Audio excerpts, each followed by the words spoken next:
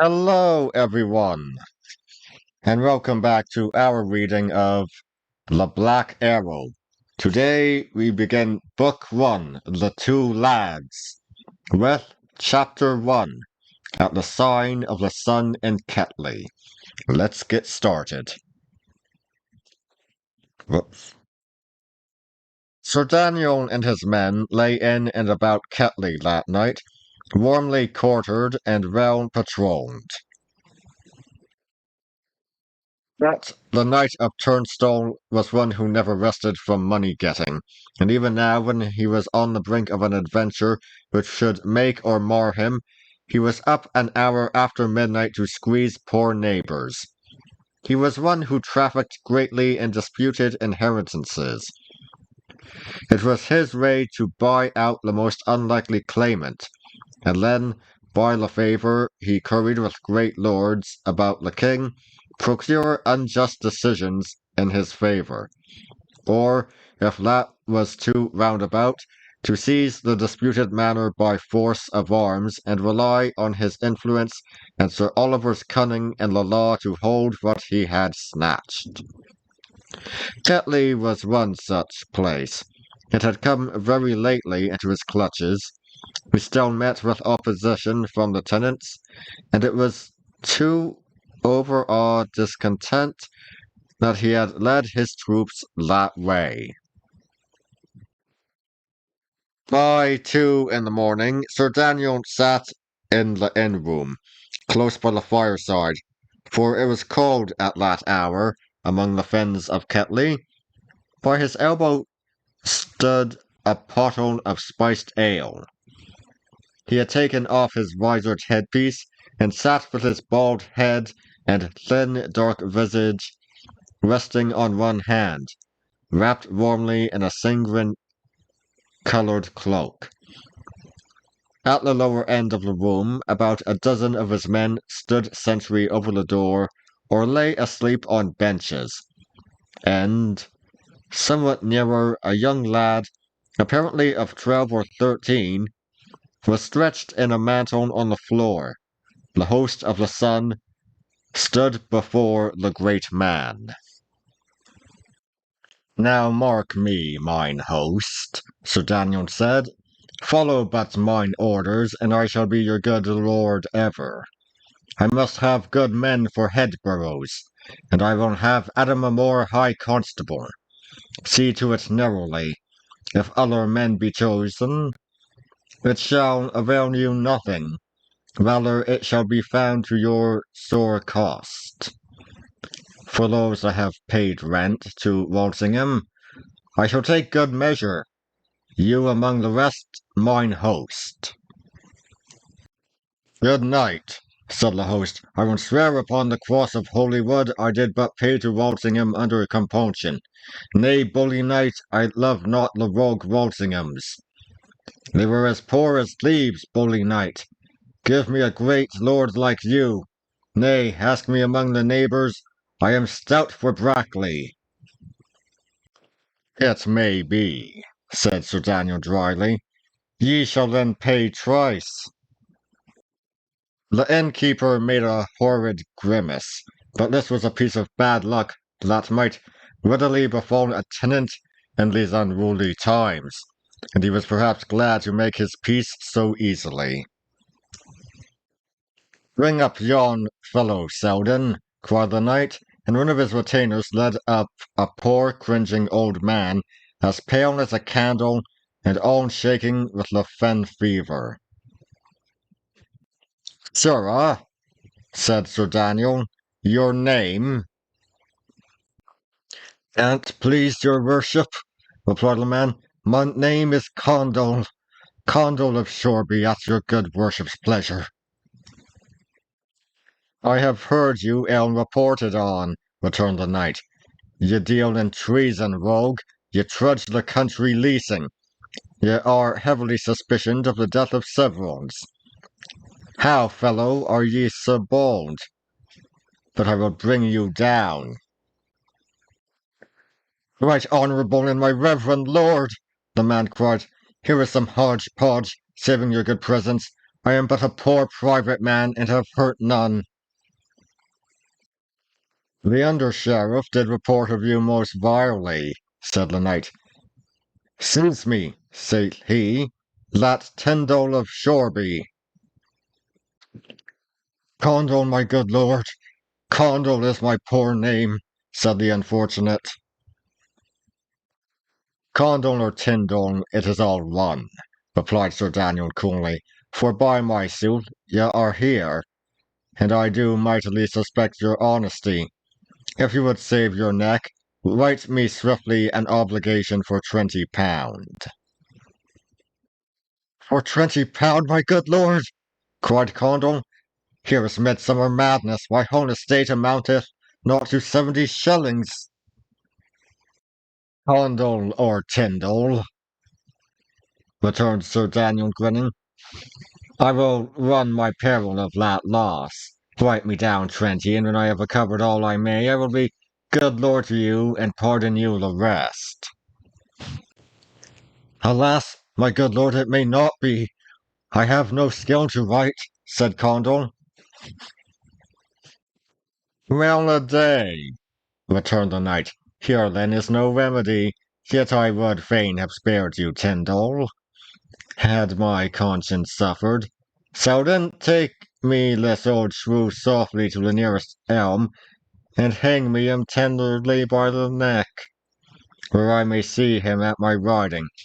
Fare ye well, good Master Condall, dear Master Tyndall.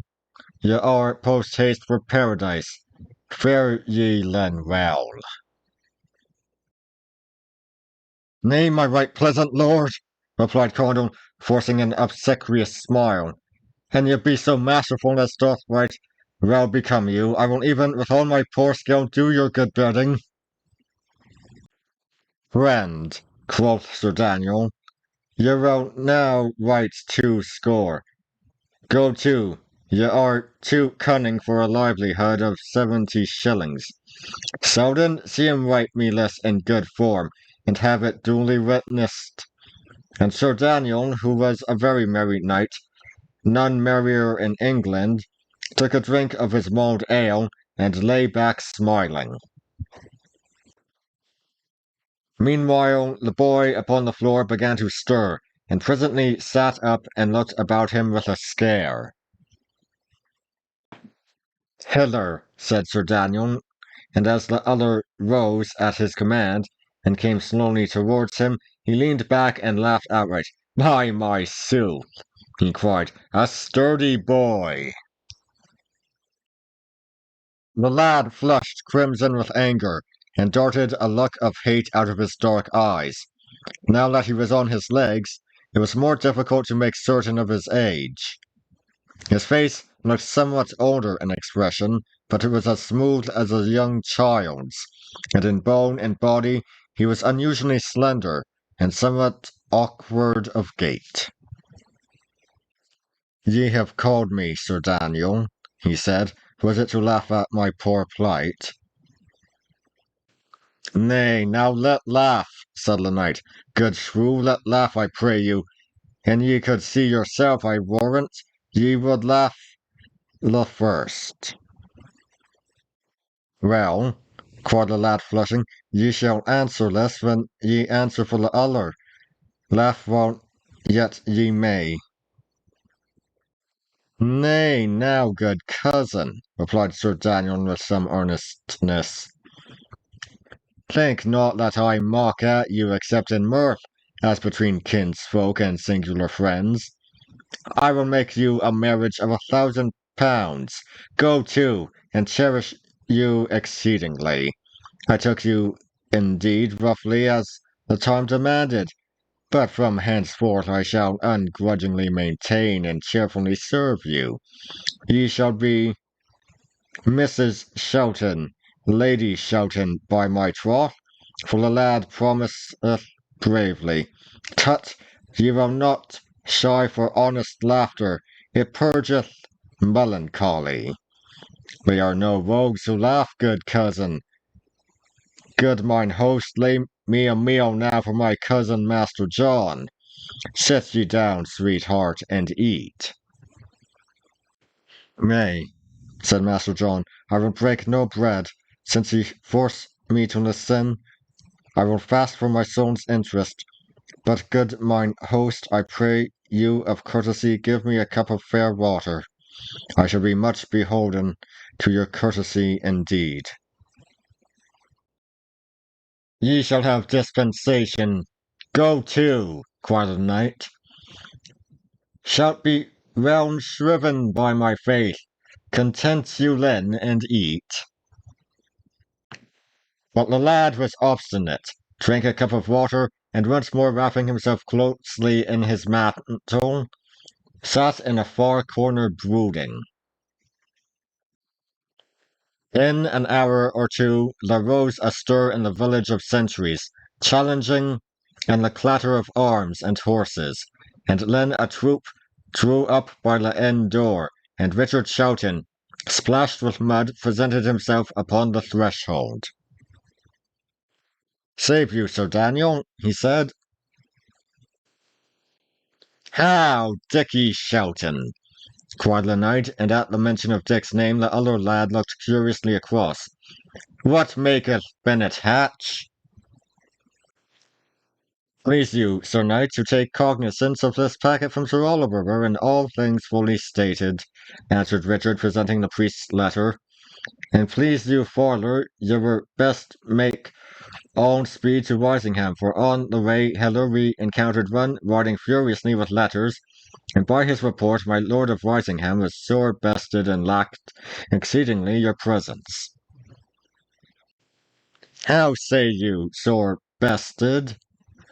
returned the knight. "Nay, then we will make speed sitting down, good Richard. As the road goes in this poor realm of England, he that rides softliest rides surest. Delay, they say, begetteth peril, but it is rather this itch of doing that undoes men. Mark it, Dick, but let me see first what cattle ye have brought. Selden, a link here at the door." And Sir Daniel strode forth into the village street, and by the red glow of a torch inspected his new troops. He was an unpopular neighbour and an unpopular master, but as a leader of war he was well beloved by those who ride behind his pennant. His dash, his proved courage, his forethought for the soldiers' comfort, even his rough jibes were all to the taste of the bold blades in Jack and Salad. "What poor dogs are these?" he cried. "Here be some as crooked as a bow, and some as lean as a spear. Friends, ye shall ride in the front of the battle. I can spare you, friends. Mark me this old villain on the piebald. A 2-year mutton riding on a hog would look more soldierly. Ha! Clipsby, are ye there, old rat? Ye are a man I could lose with a good heart. Ye shall go in front of all, with a bone's eye painted on your jack, to be the better butt for archery. Sirrah, ye shall show me the way." "I won't show you the way, Sir Daniel, but the way to change sides," returned Clipsby sturdily. Sir Daniel laughed a guffaw. "Why, round said," he cried. "Hast a shrewd tongue in thy mouth, go to. I won't forgive you for that merry word. Selden, see them fed, both man and brute." The knight re-entered the inn. "Now, friend Dick," he said, "fall to. Here is good ale and bacon. Eat while that I read." Sir Daniel opened the packet, and as he read his brow darkened. When he had done, he sat a little, musing. Then he looked sharply at his ward. "Dick," said he, "ye have seen this penny rhyme?" The lad replied in the affirmative. "It bears your father's name," continued the knight, "and our poor shrew of a parson is, by some mad soul, accused of slaying him." He did most eagerly deny it, answered Dick. He did, cried the knight very sharply. Heed him not. He has a loose tongue. He babbles like a jack-sparrow. Some day, when I may find the leisure, Dick, I will myself more fully inform you of these matters. There was one Duckworth shrewdly blamed for it, but the times were troubled, and there was no justice to be got. It befell at the moat house? Dick ventured with a beating at his heart.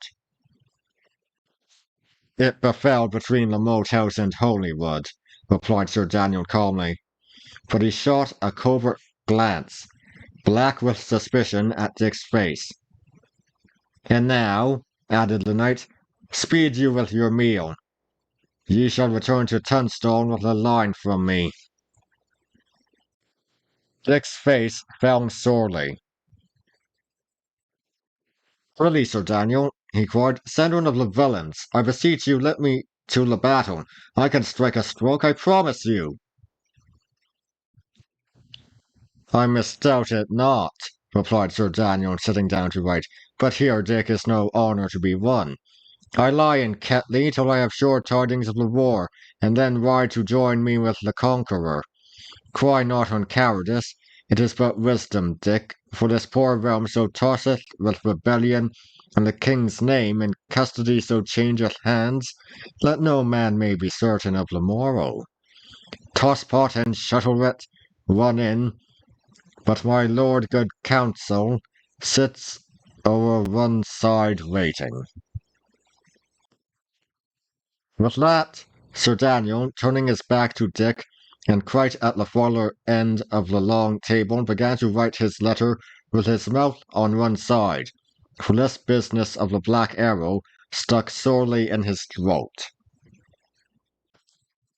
Meanwhile, young Shelton was going on heartily enough with his breakfast, when he felt a touch upon his arm, and a very soft voice whispering in his ear. Make not a sign, I do beseech you, said the voice, but of your charity tell me the straight way to Holywood.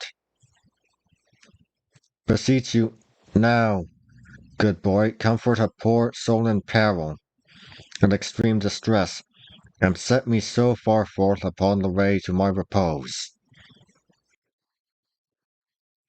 Take the path by the windmill, answered Dick in the same tone. It will bring you to Till Ferry. There inquire again. And without turning his head, he fell again to eating, but with the tail of his eye he caught a glimpse of the young lad called Master John, stealthily creeping from the room.